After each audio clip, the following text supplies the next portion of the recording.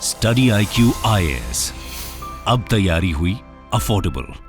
नमस्कार दोस्तों, जैसा कि आप सबको पता है कि भारत की सुरक्षा के लिए जो हमारी तीनों सेनाएं हैं, जैसे इंडियन आर्मी हो गई, इंडियन नेवी हो गई या फिर इंडियन एयरफोर्स की अगर हम बात करें, तो तीनों ही अपने अपने क्षेत्र में बड़ा काम करते रहते हैं ताकि देश को सुरक्षित रख सकें। लेकिन क्या आपको पता है, इंडियन एयरफोर्स में एक बहुत बड़ा बदलाव होने जा रहा है। अब इंडियन एयरफोर्स सिर्फ यहां पर एयरफोर्स की बात नहीं होगी। जब हम स्पेस की बात करते हैं तो उसमें भी भारत की सुरक्षा करने के लिए इंडियन एयरफोर्स बड़ा कदम ले रहा है। या आप देख सकते हो खबर, Indian air force goes full throttle to turn into an aerospace power, और बहुत जल्द इसका जो नाम है वो भी बदलेगा। तो ये सारी चीजें मैं डिटेल से आपको बताऊंगा कि एग्जैक्टली होने क्या जा रहा है। यहां पर इंडियन एयरफोर्स के पास कौन कौन सी ऐसी पावर आ जाएंगी और हम कैसे अपने देश को और ज्यादा सुरक्षित कर सकते हैं। काफी कुछ जानने को है, चलिए आगे बढ़ते हैं। लेकिन उससे पहले ध्यान रखिएगा, हमारा न्यू ईयर सेल जो है वो स्टार्ट हो चुका है, जिसके तहत अगर आप कोई भी बैच लेते हो स्टडी IQ पर, जैसे हमारा फाउंडेशन बैच हो गया यूपीएससी का,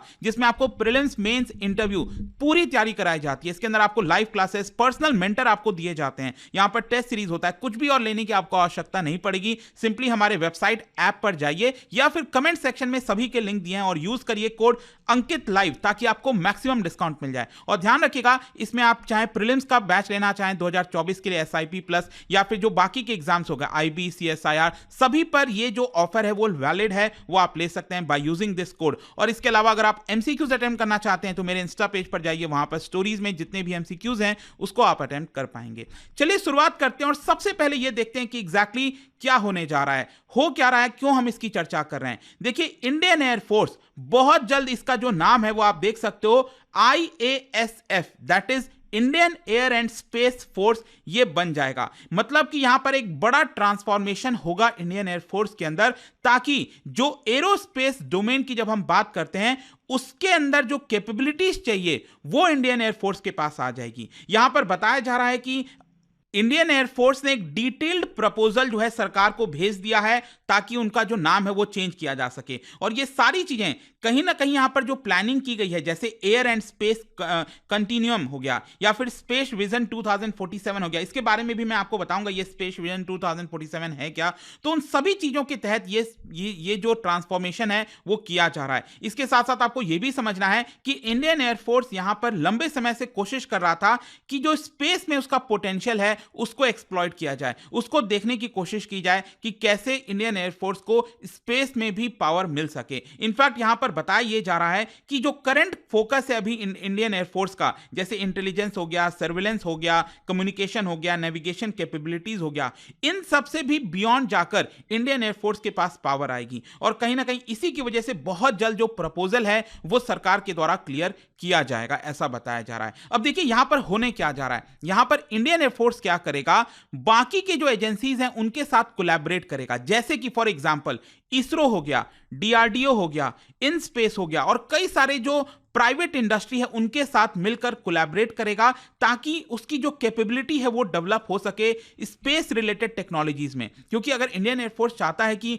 स्पेस में उसका दबदबा बढ़े तो उसके पास इक्विपमेंट चाहिए होंगे, वो मैसिव टेक्नोलॉजी चाहिए होगी, और वो सारी चीजें बाकी ऑर्गेनाइजेशंस के साथ कोलैबोरेशन में ही पॉसिबल है। फॉर एग्जांपल जैसे कि advancement in positioning, navigation and timing, PNT, basically जो सैटेलाइट की हम बात करते हैं जिससे हम अपने आप को ट्रैक रख सकते हैं, जैसे GPS सिस्टम वगैरह हो गया, उसी को एक तरह से पोजीशनिंग, नेविगेशन एंड टाइमिंग कहा जाता है, PNT सर्विसेज को कहते हैं। इसके अलावा एडवांस इंटेलिजेंस, सर्वेलेंस हो गया, कम्युनिकेशन सिस्टम हो गया, स्पेस वेदर प्रिडिक्शन हो गया, स्पेस सिचुएशनल अवेयरनेस हो गया, और स्पेस ट्रैफिक मैनेजमेंट हो गया। ये सारी एडिशनल पावर इंडियन एयरफोर्स चाहता है कि उसके पास आए। और ये कैसे हो सकता है, जब उसके पास खुद का अपना बहुत सारा सैटेलाइट होगा। और इसीलिए बताया जा रहा है कि आगे आने वाले कुछ वर्षों में, इनफैक्ट 7 से 8 वर्षों के अंदर अंदर इंडियन एयरफोर्स के पास खुद का 100 मिलिट्री सैटेलाइट्स होने वाला है, जिसकी वजह से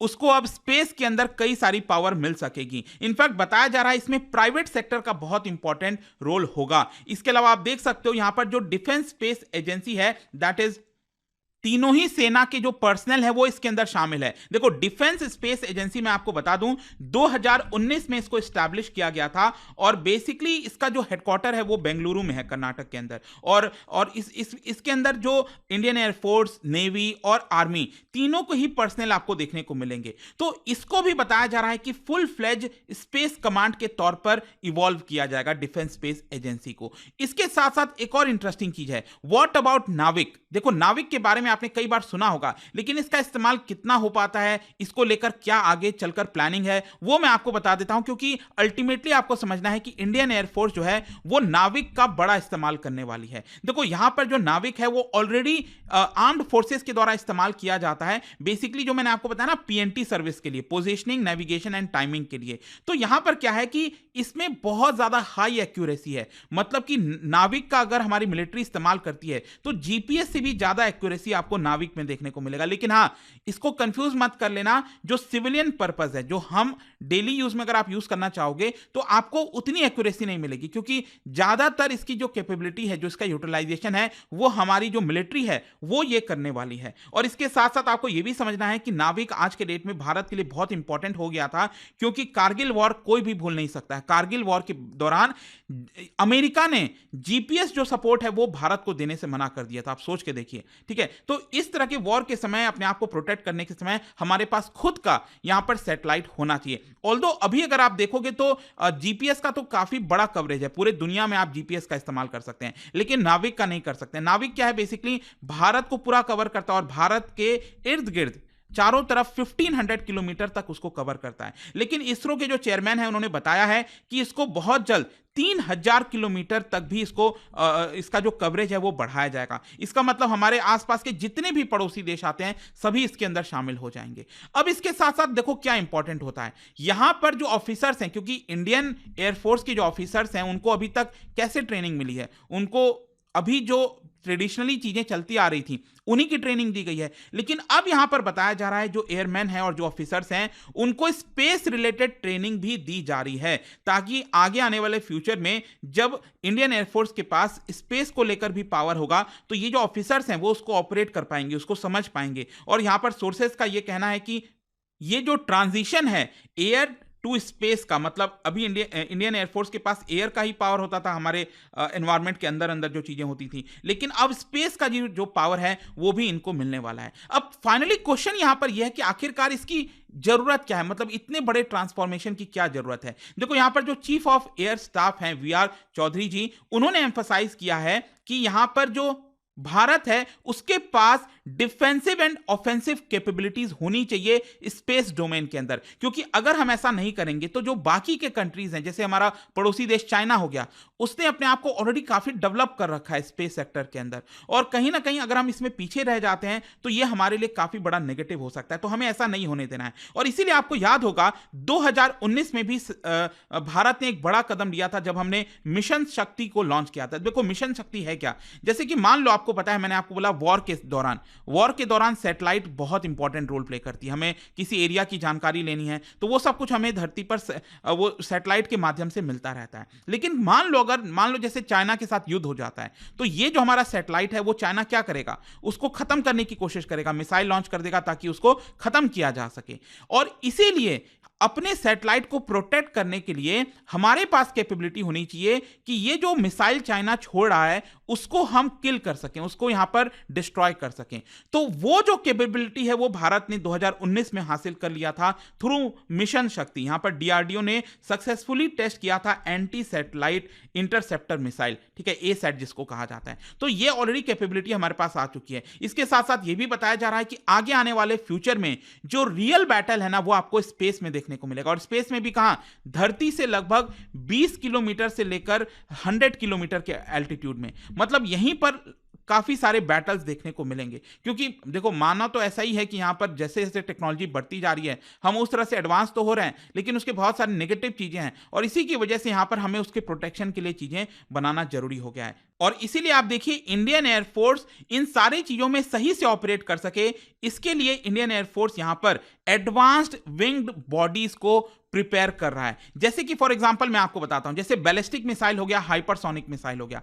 अब ये क्या होता है ना, जो बैलिस्टिक मिसाइल है आपको पता है इसका ट्रेजेक्टरी कैसे होता है। मान लो यहां से इसको लॉन्च किया गया तो ये आपका क्या होता है, ये स्पेस में जाता है, ये बहुत ऊपर एल्टीट्यूड में जाता है और फिर जाकर दुश्मन कंट्री के वहां पर गिरने की कोशिश करता है। अब इसमें प्रॉब्लम क्या है मैं आपको बताता हूं। प्रॉब्लम ये है कि कई बार जो रडार हैं वो इसको कैच नहीं कर पाते हैं और इसकी वजह से क्या है कि अब हमें क्या है, रडार वगैरह स्पेस में भी लगाना पड़ेगा एक तरह से। मतलब यहां पर हमारे पास कैपेबिलिटी होनी चाहिए कि अगर कोई बैलिस्टिक मिसाइल, हाइपरसोनिक मिसाइल इस तरह से लॉन्च कर रहा है तो हम उसको इजीली डिटेक्ट कर सकें, क्योंकि जब तक हम उसको डिटेक्ट नहीं करेंगे हम उसको कैसे दूसरा मिसाइल फायर करके डिस्ट्रॉय करेंगे, राइट। तो इसलिए इंपॉर्टेंट हो जाता है। आई होप आपको समझ में आ रहा होगा। एंड अगर इंडियन एयरफोर्स अपना नाम बदलकर एयर एंड स्पेस फोर्स रखने जा रहा है तो इसमें कोई गलती नहीं है। ये एक अच्छी बात है कि हमारे पास और स्पेस की भी कैपेबिलिटीज इंडियन एयरफोर्स के पास दी जाएगी। अब क्वेश्चन ये है कि भारत तो ये कर रहा है, व्हाट अबाउट अदर कंट्रीज। मैं आपको बता दूं, चाइना बहुत तेजी से अपने आप को स्पेस सेक्टर में डेवलप कर रहा है।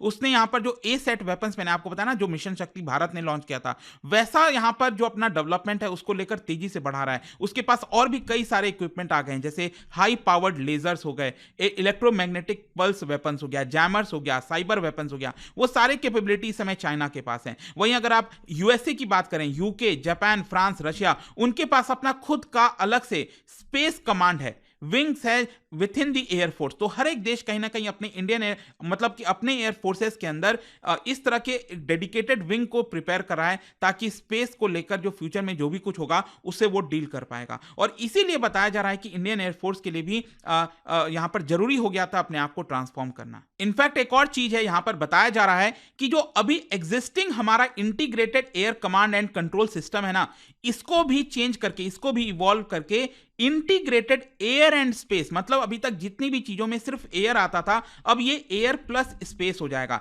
ये बस आपको यहां पर ध्यान रखना है। इसके साथ साथ लास्ट में मैं आपको बता दूं, व्हाट अबाउट स्पेस विजन 2047, ये है क्या, ये जानना देखो बहुत अगेन इंपॉर्टेंट हो जाता है। इसके तहत क्या करेगा इंडियन एयरफोर्स, क्योंकि अब स्पेस की कैपेबिलिटी हमारे पास चाहिए तो इंडियन एयरफोर्स के पास कोई व्हीकल होना चाहिए ना, ताकि मान लो कोई व्हीकल है जो हमारा पृथ्वी के चारों तरफ चक्कर काट सके और वापस से हमारे भारत पर उसको उतारा जा सके, तो उसको कहा जाता है रीयूजेबल लॉन्च व्हीकल। ये आप देख रहे हो ना, इस तरह से जो रीयूजेबल लॉन्च व्हीकल है, ये बेसिकली क्या है कि इंडियन एयरफोर्स इसरो से लेने की कोशिश कर रहा है। अभी इसरो के अंदर इसको डेवलपमेंट में रखा गया, इसकी तैयारी चल रही है और इसके कई सारे ट्रायल्स वगैरह किए जाएंगे। लेकिन इसमें बेसिकली होगा क्या कि पृथ्वी के लगभग 350 किलोमीटर अबव जो एल्टीट्यूड है वहां से पूरा पृथ्वी का ये चक्कर काट सके, एक ऐसा रीयूजेबल लॉन्च व्हीकल वो इंडियन एयरफोर्स चाहता है कि उसके पास हो। लेकिन इसको अभी लाने में बहुत लंबा समय लगने वाला है, लेट मी टेल यू। और ये बेसिकली स्पेस शटल जैसा ही होता है, लेकिन ये आप देखिए, आप ये रॉकेट के ऊपर होता है, ये जैसे आप नीचे देख रहे हो ना, ये रॉकेट है और ऊपर ये रीयूजेबल लॉन्च व्हीकल है। तो ठीक है, तो इसी के ऊपर ये होता है और जब इसको लॉन्च किया जाता है तो ये सेपरेट हो जाता है और ये पृथ्वी के चक्कर काट सकता है और अल्टीमेटली भारत में उसको वापस जो है समुद्र पर उतारा जा सकता है। मतलब हम वापस इसको फिर से लॉन्च कर सकें, ये हम कोशिश करते हैं। और अभी के लिए मैं आपको बता दूं, सिर्फ यूएस और चाइना ही, दो ही ऐसे देश हैं जिनके पास इस तरह की कैपेबिलिटी है। फाइनली कंक्लूजन क्या निकलता है? कंक्लूजन यही है कि इंडियन एयरफोर्स का जो ट्रांसफॉर्मेशन है into Indian air and space force, ये कहीं ना कहीं बहुत एक सिग्निफिकेंट स्टेप है टुवर्ड्स क्रेडिबल एरोस्पेस पावर। अगर हमें बताना है दुनिया को कि हम भी एक क्रेडिबल प्लेयर हैं एरोस्पेस पावर के अंदर, तो ये अचीव करना बहुत इंपॉर्टेंट है। तो दोस्तों, आपका क्या सोचना है इन सारी चीजों को लेकर, मुझे कमेंट्स में जरूर बताइएगा। और जाने से पहले एक इंटरेस्टिंग क्वेश्चन, क्या आप बता सकते हो 2023 का जो एक्सरसाइज है वीर गार्डियन, ये भारत ने कौन से देश के साथ कंडक्ट किया था? ये एक मेडन बायलैटरल एयर एक्सरसाइज है, तो ये भारत और कौन से दूसरे देश के बीच में हुआ था, आपको बताना है। इसका राइट आंसर आप सबको पता है, मेरे इंस्टाग्राम पर तो मिलेगा ही, वहां पर अगर आप नहीं हो कोई बात नहीं, टेलीग्राम से ले सकते हैं इसका सही उत्तर। मैं कई सारे जो एमसीक्यूज हैं वो यहाँ पर स्टोरीज में डालता रहता हूँ। बाकी अगर आपको पीडीएफ चाहिए तो टेलीग्राम पर आइए, अलग अलग सोशल मीडिया पर आप जुड़ पाओगे। और जैसा मैंने आपको बताया, यूपीएससी की अगर आप तैयारी कर रहे हो, just use this code Ankit live to get maximum discount. कोई भी बैच लेना हो, एंड आई होप की वीडियो आपको पसंद आया होगा। मिलता हूं आपसे next time, till then thank you very much, see you soon. Study IQ IAS, अब तैयारी हुई अफोर्डेबल।